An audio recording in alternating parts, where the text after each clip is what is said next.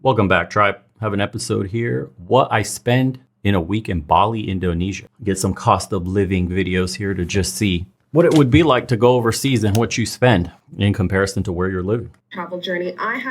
So for the last 3 years of my full-time travel journey, I have been very much a budget traveler, pinching pennies where I can, really being mindful and conscious about how much I'm spending every week, month, etc. And while that is very necessary when starting out, especially in certain parts of the world, I'm here in Bali, Indonesia, the place where apparently you can spend $1,000 to $1,500 a month and live like a queen. And by no means am I being particularly extravagant, but I am straying from my budget travel ways a bit. I'm eating out pretty much every meal, doing a little bit of shopping, getting a membership at a nice gym. If that's something you're into and you are thinking about coming to Bali, Indonesia, this might be a pretty good idea of what you can expect to spend. So right now, the conversion rate for USD to IDR, Indonesian rupiah, is $1 for 15,151 rupiah approximately. This fluctuates a little bit, but that is a general rule of thumb. And I'm going to start off with the most expensive category and work my way down to the least expensive. But the number one, it's not accommodation, it is food. So on this particular week, I was in full work grind mode. So I didn't really want to necessarily quote unquote waste time. It's not really wasting time to make your own food, but I wanted to save time in that regard. So I would usually order about one meal, usually dinner per day through the Gojek app. It's usually just a normal amount of money. And then there's also a small delivery fee, usually like 15 to 25 Indonesian rupiah and tax. So I usually do that like once a day. And then I would also usually eat out twice a day, usually breakfast and lunch wherever I was working at a cafe. I would have at least one coffee and sometimes some kind of juice. So yeah, it all made me feel super, super nice and healthy. And everything in Bali is just really nice and healthy. You can get some really great options. For this section, I spent about 2,153,000 Indonesian rupiah in the week. This comes out to about 142 US dollars. And if you split that by 7, it comes out to about $20 a day. That's crazy. Like, I was eating super nice meals, like gourmet looking things, and I was very blown away. You know, obviously I was in Mexico before this. I spent about coffees, 2 to 3 meals a day, chilling at cafes, digital nomad lifestyle, $20 a day. $20 a day. You can't even go in the States right now to get fast food like burgers. McDonald's and shit is like $14, $15 now. There's no dollar menu anymore. There's no like $5 number 5. No, it's like $14, $15 for shitty fast food, one meal with horrible quality. She's eating 3 whole meals. Dude, cost of living is so wild when you leave the United States. The same amount that I did in Mexico, but in Mexico I was doing a lot more budgeting. So I was staying in hostels, I was making a lot of my food at home, but yeah, I was really just treating myself this whole week. So yeah, about $142 for the week for food, all eating out. And obviously you can spend so much less than this. If you're eating a lot of local meals, you'll be spending so much less. Like, you can really get it down to like $5 a day if you're eating all local meals or cooking for yourself. But even, you know, when I did some grocery shopping, you'll probably spend a little bit less than you would if you ate out a lot, but from my experience being here, a lot of people eat out most meals rather than get their groceries and make food. Wow. In a lot of the accommodations, the kitchens aren't necessarily the best unless that's something you're really looking for. But yeah, I don't need people coming in the comments and saying, oh, you're gonna spend so much less, because I know. Okay, moving on to the second. There's always that person in the comments. Actually, if you would have cooked at home all your meals, you could have spent exactly $267 a week. Shut your ass up. There's always someone like that in the comments, dude. Hey everyone, if you have a minute, please head over to legionofmen.store and grab yourself some cool merch as well. We have a bunch of limited edition designs, brand new stuff on the way, and all the proceeds go to supporting the channel. We don't want to be sponsored by corporations where we have to submit videos for review, have our speech impeded, or push any products that we don't use. So thank you so much to everybody that goes into the shop. Again, it's legionofmen.store. I'll put it up here for you guys. First time customers get a 10% off, and we have a bunch of great designs by artists from the community that watch the channel and support. They get proceeds as well, a percentage of everything that gets sold. So community funded through and through. And it's no synthetic fibers on any on our products. We're using cotton only, of course. I got your back from all those chemicals from synthetic fibers. Again, appreciate you guys. Let's continue.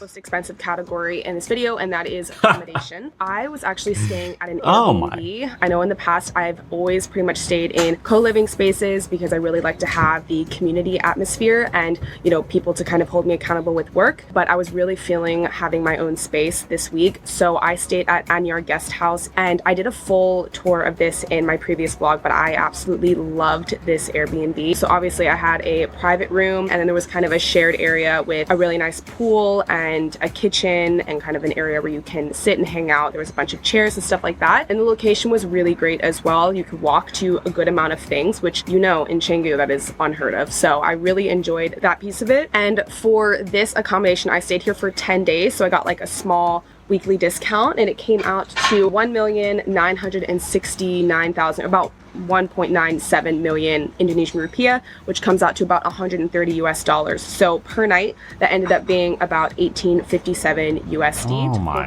lord. 18 bucks a night. So she's spending per day there a little under $40, 38 and some change. $38 a day with accommodation, eating out 3 times a day, plus coffee at a cafe. You got internet access to work. Dude, what is that a month? With the lifestyle she's living, you can make it for $11.40, around there. $11.40, obviously, and you can dramatically reduce costs, like she was saying too. You could get the cost of food down to $5 if you decide to really slum it low end. Unreal. If you have a remote job, a remote business, something you're selling stuff online, whatever it is, and you can cover $11.40, you can perpetually stay in Bali. Wow. Haha. Isn't that crazy? How much are all of you paying for rent right now? Totally worth it in my opinion. Okay, so the next most expensive thing that I spent this week was actually on shopping, and this is not usually something that I do when I'm traveling because I travel really light. On this trip, I only have my 40-liter Osprey backpack and my camera bag, so yeah, usually I really don't do any shopping because I'll just have to get rid of something that I already own.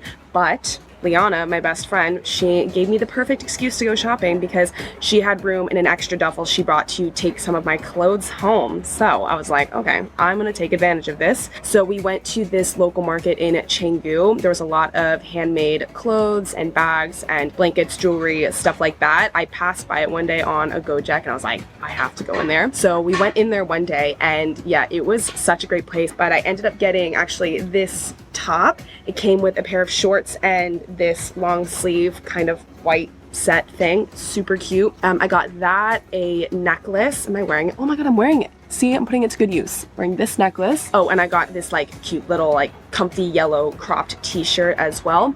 And all of that, I spent 1.3 million Indonesian rupiah, which comes out to $85.78. So obviously I don't do this kind of shopping regularly. I wouldn't factor it into like a monthly cost. I don't do $85 worth of shopping on a weekly basis, but again, I'm treating myself this week, okay? Next, we have transportation. Now in Bali, there is no public transportation. This is something I am not used to traveling through Latin America for the last few years. So I definitely had to adjust to this. And particularly in Canggu, which is where I tracked this weekly spending, the traffic's insane. And pretty much the only way that you can get around in a timely fashion in Canggu is on a scooter. So for the first couple weeks that I was in Bali, I only took Gojeks. It's an amazing app. You have to download it when you come here. It's where I ordered my food through, and also you can order cars and scooters, and you basically just jump on the back of a scooter and it will cost anywhere from like 80 cents to $1.50 for, you know, 10 to 20 minute ride. Very, very convenient. So I did that for the first couple of weeks, but then I started feeling like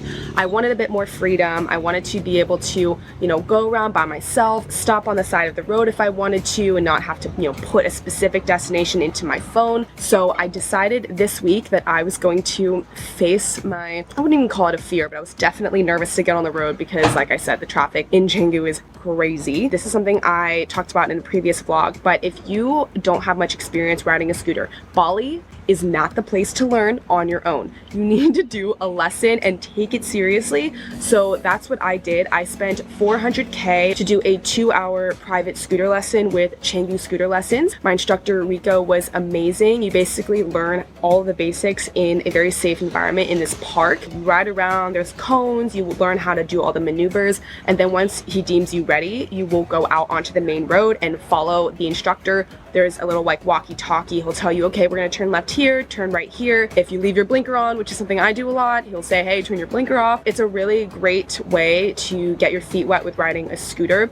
And yeah, by the end of it, I actually felt really comfortable getting on the roads. Obviously, learning the traffic and the rules of the road and driving on the left side of the road is a whole other thing. So that's why I do recommend taking some Gojeks first. So you can Yeah, get on most the road men will and be sort good of on get this. familiar Don't with the lay worry. of the land. It's Anyways, not hard to I ride a factored all scooter. of that into the total cost for transportation for this week. So the $400K for the private lesson, and then to rent the scooter, I spent, what was it? $280K. This comes out to about $40K a day. This includes a helmet. It does not include gas, but gas is very, very cheap here, which can't relate in the US. For a full tank of gas, I spent 38,000 Indonesian rupiah. And then I also got a phone holder to attach to the rearview mirror on the bike. And this is essential for me, at least, to have my phone up so I have the navigation, because the streets are obviously a little bit confusing. I get lost with the GPS as it is. So this was essential. Just be careful. Apparently, people have had their phone snatched off the bike. So just make sure it's attached really tightly and you're watching it, all of that. But yeah, so total for the week for transportation, I spent 972,000 IDR, which comes out to about 64 US dollars. Okay, so the next thing I decided to invest in for my physical and mental health was a gym membership. So I decided to get a week pass. Well, actually, to preface, gyms in Bali are way more expensive than I was expecting. It's fairly shocking, I guess, because everyone that's going to these gyms are foreigners, so the prices are very jacked up. They are on par, if not more, than a lot of gyms that you'll find in the US or the UK or Australia. Because these gyms are marketed to those types of people, the prices are high. There are budget options. So the first gym I went to, you can actually get a month pass for about 24 US dollars or a day pass for $3. But you get what you pay for. The facilities aren't as good. It's not that big. You have to pay for a towel. You can't fill up your water. It was super weird. So, you kind of get what you pay for. I wanted to go somewhere that was a little bit in the middle. So I decided to go to Avenue Fitness. I got a week pass, and for the week pass, it was 800K, which is about 53 US dollars. Obviously, That's if a you got lot. a month pass or even a year pass, that's an option. The overall cost would go down, but I was only in Canggu for 10 days, and this included the gym, which was super nice. It's 2 stories, an ample amount of equipment, several different areas where you can lift weights, all the machines you could want, and Must be nice to have this kind of lifestyle. If you could imagine yourself just walking in a gym like this, just traveling, there's people just like you that are living this kind of digital nomad lifestyle. It's a great way to connect and meet with people that share your passions. So cool. and they were all really good quality, obviously. And then it also included a sauna, a cold plunge, and a jacuzzi. Ooh. So all of that was included. You also get a towel as well for free. You get a locker, so you don't have to pay extra for that. It's all included. That was really worth it for me, going to the gym and moving my body, especially in Bali. It's very difficult to just go for a walk, which is quite difficult for me. I love going for a walk in the morning and getting out in nature, and it's just not a very walkable place, especially in Canggu. So if you want to get your steps in and you want to stay fit, you pretty much have to go to a gym. That's why I did it, and I have no regrets. And lastly, the cheapest category was laundry. I usually do my laundry once a week, and this is very typical in, countries outside of the US. I can't speak for everywhere, but in Mexico at least it was the same. You can't really go to a laundromat, I don't even know if those exist, and do your own laundry. So you pretty much just drop it off at a laundry service and they will turn it around in 24 hours. They'll even go as far as to come pick it up from your accommodation and drop it back off within 24 hours. But for this one, I went and dropped it off because it was right around the corner from where I was staying. So for it was like a decent load and 24-hour turnaround, I spent $35K, which is about $2.30 US. They basically wash it. You can tell them to separate it, but they usually do that. And then I always tell them to wash it and dry it on low heat, and then they'll always iron it. So it's nice and folded and in like a plastic bag when you pick it up, which is great. Okay, so that is everything I spent this week in Canggu, Bali. Total price for this was or the total price. The total amount that I spent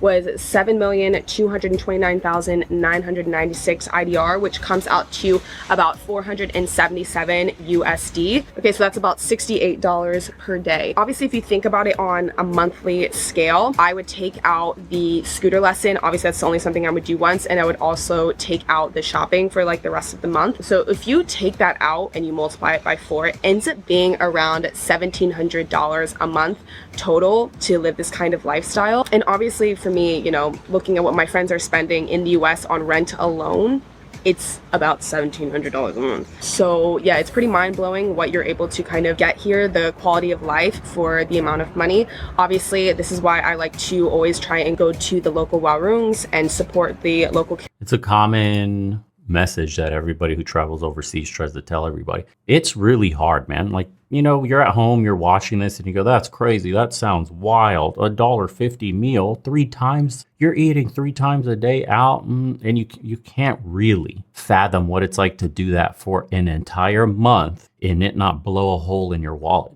And you can't really, you're not getting the tropical vibes of Bali. You're not getting those crazy views of the tropical forest with those infinity pools, the smell, the taste of the food, the people, the crowds you get to meet, all the foreigners from all over the place that are either stopping by visiting for vacation or doing the digital nomad thing temporarily before they uproot and go to the next place. Like it's hard to truly appreciate what's happening. We'd only look from afar. I'm getting a little bit of a taste being here in Romania, what that's like, but my roots here are more planted because this is originally where I was born from. And so I have family here. It's not that foreign. It's very familiar. I understand the language. It's my people, the culture, all that stuff. But to go to truly somewhere foreign, to experience something completely exotic and different, it's exhilarating, man. It's a very cool feeling. And for it not to burn your wallet, like I said, is the cherry on top. And that's why a lot of people, especially older Americans that are going on their pension or they figure out a way to get some residual income, they go to places like this and just call it. That's it. I'm cool, man. I don't need to be scraping by month to month, paycheck to paycheck, barely making it in the US when I could be living in places like this. Living, not surviving, living. She's living. 3 times a day you're eating out. No, you're not going to McDonald's once. No, you're not having to eat instant noodles or whatever the fuck just to survive. You know, I think with the advent of AI and all the crazy shit going on with advancements in technology and the way we're globalizing as a society, I think it's in every man's interest to figure out a way to make money online, something in a form of like a residual income, investments, learn how to trade, coding, website creation, working with AI to make art. I don't know, man. There's a million ways. Starting your own YouTube channel, offering people a service, building things with your hand, learning a trade and selling it online, Etsy store style, using Instagram, leveraging all that for sales. You know, there's shirts, whatever. There's so much you can do. I mean, the power of the internet is damn near infinite. To not utilize it would be a big mistake. I think it's one of the keys to freedom, man. Especially with inflation, we're seeing how crippling it is when you're tied down into your home country, into worse yet, the town you're working in, because that's where the job you have is. And you have no ability to leave, no way to uproot yourself. That's a trap in and of itself. Like that's a real trap. I was in Indonesia in 2006, spent $600 a month in Bali, Jakarta, and traveling across Java. I loved it and dream of going back. Have a great time there. Yeah, really dope video, man. The channel is